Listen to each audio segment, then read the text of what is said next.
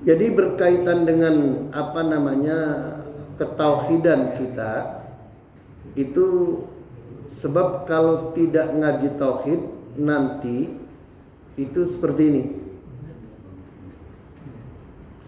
Ada kelompok yang namanya Mu'tazilah dan Mujassimah. Nah, aliran Mu'tazilah ini aliran yang muncul abad kedua Hijriah atau tahun 800-an di Basra, Irak. Tokohnya Wasil bin Atha. Ia dulu muridnya Hasan al-Basri. Kemudian dia menyempal. Nah, lalu pendapatnya itu beda. Dia di sini nih. Nah, ini. Orang Islam yang berbuat dosa besar kemudian mati belum bertobat, orang itu dihukumi tidak mukmin dan juga tidak kafir. Ini orang mukmin. Tapi antara keduanya nanti kalau mati itu tempatnya manzilatun bainal manzilatain, sebuah tempat antara surga dan neraka. Nah, ini Pak. Ini pentingnya ngaji tauhid itu gini Pak. Jadi kelompok Mu'tazilah yang dipelopori oleh Wasil bin Atha, jika orang itu mukmin meninggal dunia pelaku dosa besar, dia belum bertobat matinya, maka tempatnya tidak di surga, tidak di neraka. Manzilatun baina manzilatain. Jadi di antara surga dan neraka. Kan aneh kan? Wah, ya kan? Nah, artinya kenapa? Karena ini bertentangan dengan akidah Ahlussunnah wal Jamaah. Akidah Sunnah wal Jamaah menegaskan bahwa Muslim yang meninggal dalam keadaan mukmin, jadi mukmin yang meninggal, dia melakukan dosa besar tapi belum bertobat, maka dia akan nyemplung di neraka. Jadi bukan di tempat lain, nyemplungnya di neraka. Setelah itu karena dia ada imannya, maka kalau Allah sudah mengampuni, baru dia naik, dilepaskan dan dimasukkan ke surga. Nah, itu. Ini ngaji tauhid kalau nggak bener repot. Kalau ke bawah arus Mu'tazilah itu nanti arusnya tadi Pak.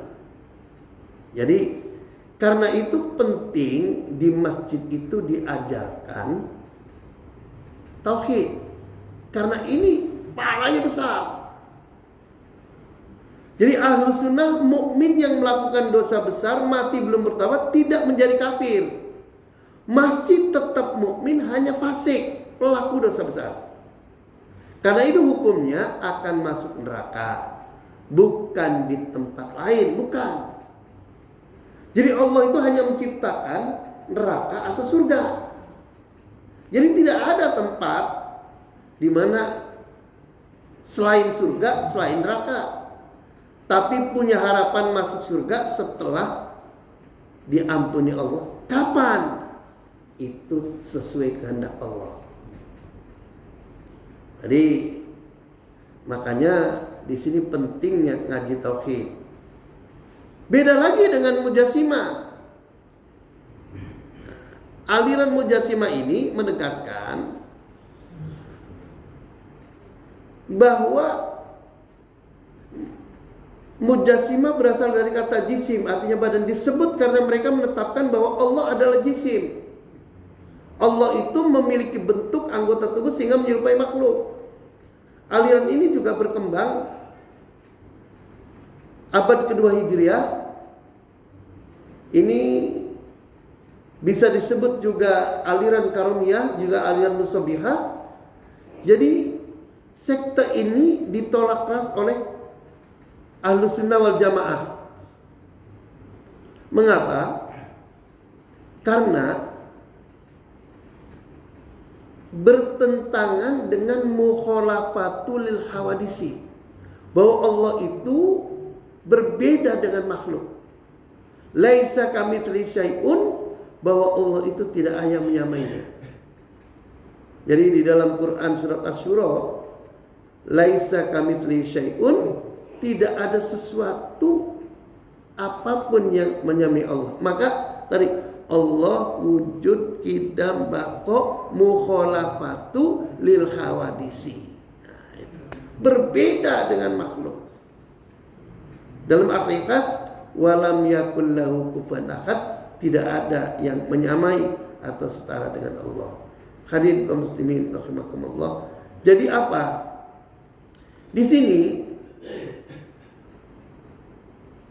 mukhalafatul lil hawadisi ini menegaskan bahwa makhluk selain, jadi Allah itu tidak mungkin memiliki jisim. Karena apa? Karena Allah itu bersifat mukhalafatul lil hawadisi. La yumailuhu ta'ala syai'un min hak mutlaqan la fi dzati wa la fi sifati wa la fil af'ali. Jadi maksudnya mukhalafatul itu tidak satupun makhluk yang menyamai Allah secara mutlak, baik dalam zat maupun dalam sifat maupun dalam perbuatan. Nah, di sini perbedaan penafsirannya. Ada saudara-saudara kita kaum Mujassimah menafsirkan ayat Quran, ayat yang kelima dari surat Thaha, Ar-Rahmanu 'alal 'arsy istawa. Mujassimah menerjemahkan Allah yang Maha Pemurah bersemayam di atas arsy. Allah Subhanahu wa taala bersemayam di atas arsy. Artinya kalau istawa diartikan tempat, maka berarti Allah butuh tempat. Kata istawa pada ayat bermakna, lalu kemudian oleh ulama al-sunnah ditakwil, menguasai. Jadi istawa di sini artinya menguasai, bukan bersemayam di atas arsy. Jadi terjemahnya itu bahwa Allah menguasai arsy. Jadi ini perbedaan-perbedaan antara kaum Mujassimah dengan Ahlus Sunnah wal Jamaah. Jadi oleh karena hadirin rahimakumullah, dalam menafsirkan Al-Quran juga harus ada sanadnya, harus ada ikutannya kemana. Sebab kalau tidak, nanti model seperti ini, Ar-Rahmanu 'alal 'arsy istawa, Allah bersemayam di atas arsy. Jadi menunjukkan tempat langit. Allah itu tidak di langit, Allah itu tidak di mana-mana, Allah tidak bertempat. Jadi hadirin kaum muslimin rahimakumullah. Nah, faman i'taqada annahu ta'ala jismun lakal adsami. Nah, ini mulai masuk hukumnya. Jadi kalau ada pertanyaan, bolehkah meyakini kalau Allah mempunyai jisim seperti tangan, wajah, tetapi jisim tersebut tidak seperti jisimnya makhluk? Ini nggak boleh. Orang yang mempunyai keyakinan seperti itu dihukumi durhaka, sedangkan Ibnu Arafah menghukumi kafir. Dalam kitab Fathul Majid, famani taqoda annahu ta'ala jismun lakal adsam, barang siapa yang meyakini bahwa Allah Ta'ala itu adalah jisim tetapi tidak seperti jisim pada umumnya, fahuwa asin, maka orang itu durhaka. Famani taqoda annahu ta'ala jismun kal adsami fahuwa kafirun ittafaqan li sharihi fil huduts, maka barang siapa yang meyakini bahwa Allah Ta'ala itu jisim, punya tangan, punya mata, punya telinga, maka dihukumi ijma' ulama kafir. Hadirin kaum muslimin rahimakumullah. Karena itu apa? Allah itu mukhalafatul lil hawadits, berbeda dengan makhluknya. Karena itu ketika kita menerjemahkan Al-Quran, menerjemahkan ayat-ayat mutasyabihat yang berkaitan dengan Allah, harus mengikuti ulama-ulama Ahlus Sunnah wal Jamaah dalam menerjemahkannya. Jangan letterlek saja, karena bisa jadi salah, pemahamannya insya Allah.